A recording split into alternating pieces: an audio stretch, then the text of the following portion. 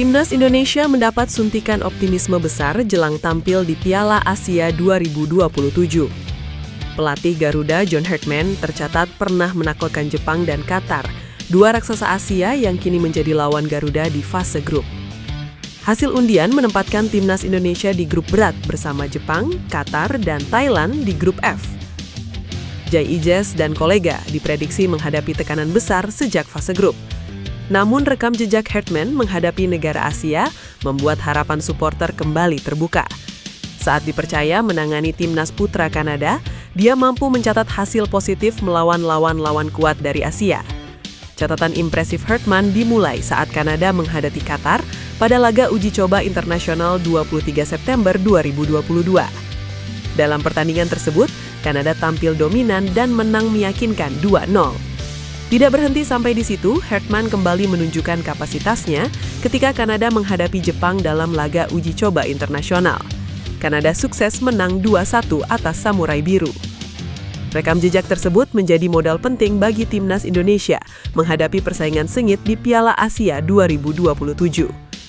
Jepang dan Qatar diprediksi tetap menjadi lawan terberat Garuda, tetapi pengalaman Herdman membungkam dua tim elit Asia itu memberi keyakinan baru untuk skuad Merah Putih. Pesepak bola Timnas Indonesia, Sandy Walsh, berhasil mencatatkan pencapaian bersejarah setelah turut membawa Buriram United keluar sebagai kampiun Liga Thailand musim 2025-2026. Ia berkontribusi memaksa Port FC tertahan di posisi kedua. Gelar tersebut dipastikan usai Buriram United bermain sama kuat 1-1 menghadapi Lampun Warrior pada pertandingan terakhir musim ini yang berlangsung di Chang Arena Minggu malam waktu setempat. Keberhasilan itu sekaligus membuat Sandy Walsh mencatatkan namanya dalam sejarah sebagai pemain Indonesia pertama yang mampu memenangkan kompetisi kasta tertinggi sepak bola Thailand. Momen bahagia tersebut turut dibagikan Sandy melalui Instagram pribadinya. Dalam unggahan Instagram miliknya, Sandy terlihat berpose di samping trofi juara sambil mengenakan medali serta syal khas Buriram United. Pada pertandingan penentuan kontra Lampun Warrior, Sandy dipercaya turun sejak menit awal untuk mengisi sektor bek kiri. Pemain berdarah Indonesia-Belgia itu tampil selama 62 menit. Penampilan Sandy di laga tersebut dinilai cukup konsisten. Ia mampu menunjukkan distribusi bola yang rapi dengan presentase akurasi umpan mencapai 84%. Pemain berusia 31 tahun tersebut juga tercatat berhasil memenangkan duel-duel yang dijalaninya sepanjang pertandingan. Sepanjang musim 2025-2026, Sandy Walsh telah tampil dalam 20 pertandingan liga bersama Buriram United. Dari jumlah tersebut, ia berhasil menyumbangkan 2 gol serta 2 assist dengan total waktu bermain mencapai 1.178 menit.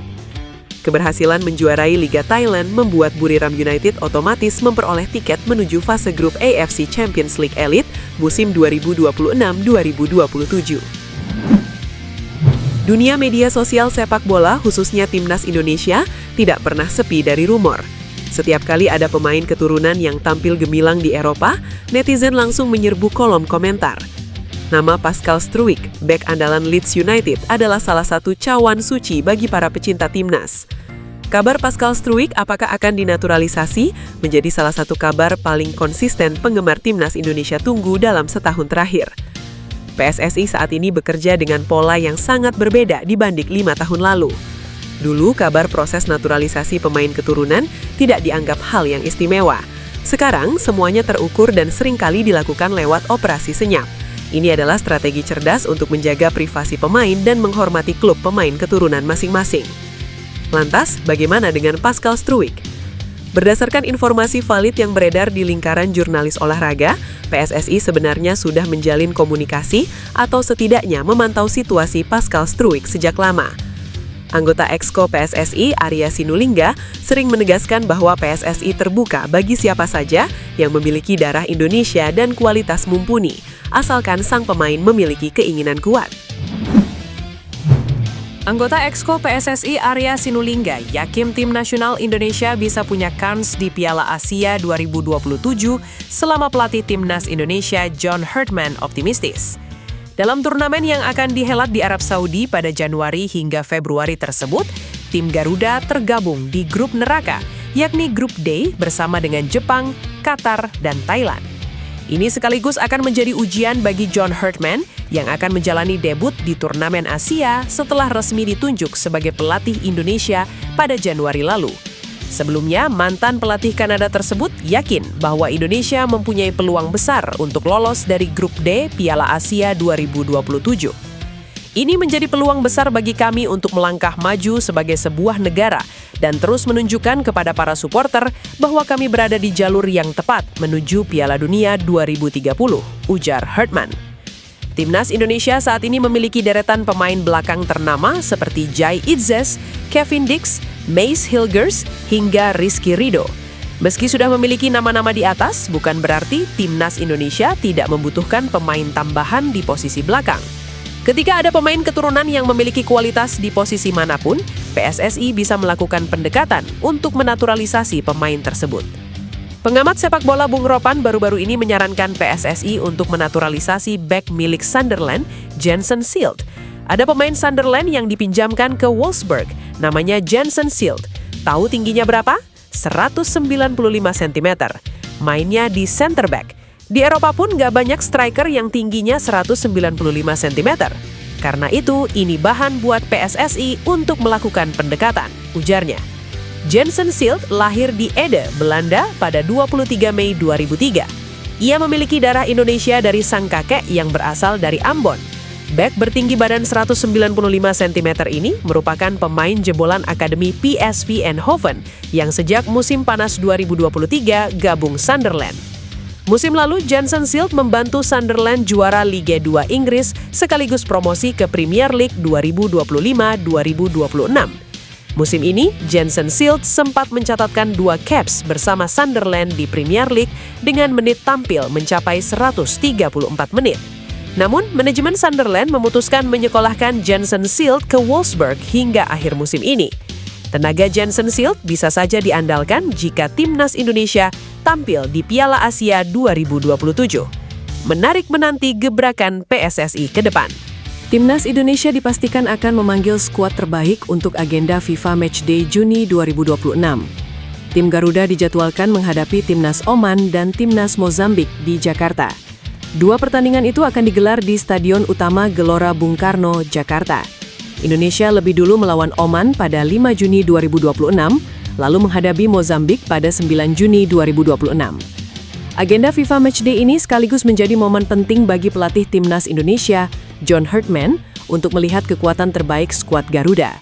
Sekjen PSSI Yunus Nusi memastikan Timnas Indonesia masih akan diperkuat pemain-pemain yang berkarir di luar negeri. Komposisi skuad Timnas Indonesia untuk FIFA Matchday sempat menjadi perhatian karena agenda berikutnya adalah AFF Championship 2026. Turnamen tersebut akan berlangsung pada 24 Juli hingga 26 Agustus 2026 di luar kalender FIFA. Situasi itu membuat PSSI diperkirakan sulit memanggil pemain-pemain Indonesia yang berkarir di Eropa. Karena itu, FIFA Matchday Juni nanti berpotensi menjadi salah satu kesempatan terakhir bagi Timnas Indonesia tampil dengan kekuatan terbaik sebelum AFF 2026. John Herdman dijamin sedang bahagia saat ini, sebab ada penyerang berdarah Indonesia yang merupakan jebolan Liga Italia. Sosok yang dimaksud adalah penyerang klub Liga 1 Islandia, IA Akranes, yakni Marcus Paul Ellertson. Penyerang 189 cm ini gabung IA Akranes pada 6 Maret 2026. Dari 4 pertandingan Liga 1 Islandia 2026 yang telah dimainkan, Marcus Paul Ellertson mengemas 4 gol. Sebelum membela IA Akranes, Marcus Paul Ellertson ternyata pemain jebolan klub Liga Italia yang eksis di Serie C, Triestina. Marcus Paul Ellertson diboyong Triestina U19 pada Februari 2025 dari klub Islandia, Fram. 4 bulan mentas bersama Triestina U19, Marcus Paul Ellertson dipromosikan ke tim utama pada awal musim 2025-2026. Di musim 2025-2026, Marcus Paul Ellertson mencatatkan 4 penampilan bersama Triestina di Serie C 2025-2026. Meski gagal mencetak gol maupun assist, Marcus Paul Ellertson tetap menarik perhatian IA Akranes pada bursa transfer musim dingin 2026. Marcus Paul Ellertson memiliki darah Indonesia dari sang ibu.